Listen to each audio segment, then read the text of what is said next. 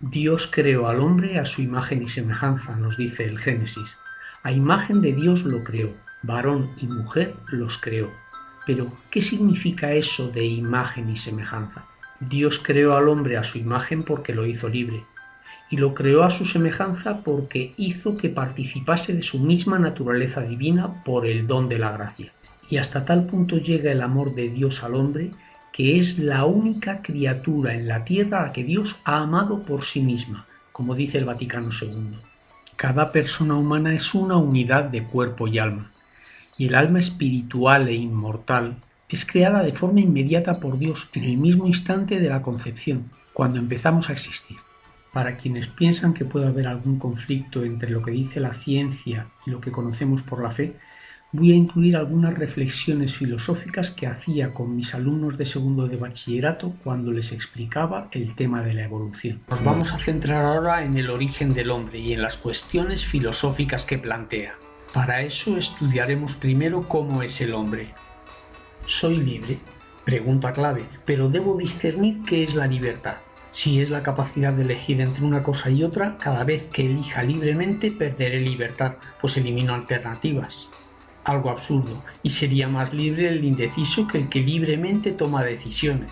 La capacidad de elegir es consecuencia de la libertad, pero la libertad no se reduce a eso.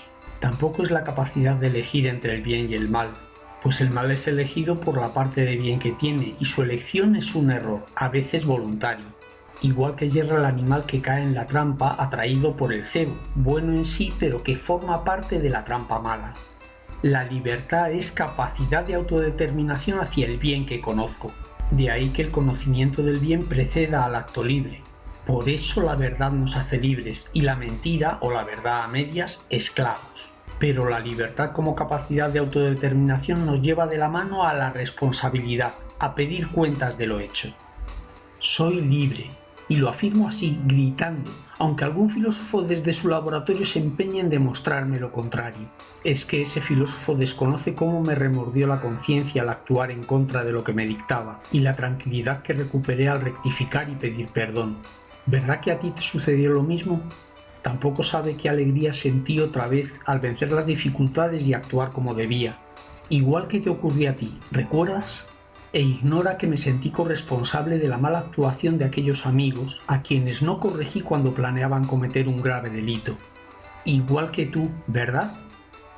Pero no puedo explicar la libertad de un sujeto solo material, pues la materia se somete a leyes necesarias, físicas, químicas, biológicas, y la libertad no consiste en instintos e inclinaciones fisiológicas y psicológicas. Si defiendo que soy libre, debo reconocer en mí un alma espiritual, que actúa unida al cuerpo, pero supera su actividad material, cuando entiende y cuando ama a otras personas. Pues esa alma espiritual me hace digno e importante, en cuerpo y alma. De una célula por mitosis obtengo dos iguales, y por meiosis 4 gametos, cada uno de los cuales podrá unirse a otro para originar un nuevo individuo. Pero, ¿puede sufrir mitosis o meiosis el alma espiritual? No. Al no tener dimensiones como la materia y la energía, tampoco puede dividirse, y por eso no puede proceder del alma de los padres. Entonces, ¿debo admitir que en cada concepción humana Dios crea un alma espiritual que anima al nuevo individuo? Por favor, si soy científico. Pues sí, debes admitirlo, porque antes que científico eres hombre. A no ser que, negando esa creación, niegues también la espiritualidad de tu alma y con ella tu libertad, tu ser personal y tu dignidad. Porque sin Dios no hay espíritu, sin espíritu no hay libertad, y negada esta eres solo un animal y por tanto no importante en ti mismo. Por idéntica razón será preciso hablar de un acto creador cuando apareció el primer hombre, pues un irracional no puede originar por simple evolución un ser libre. Y esa intervención de Dios será ineludible, proceda el primer hombre de un mono, de un puñado de barro o de una marmota. Estoy de broma, creo que ninguna teoría defiende ese antecesor. Si niegas esa intervención de Dios, también negarás que el hombre, es decir, que tú seas libre.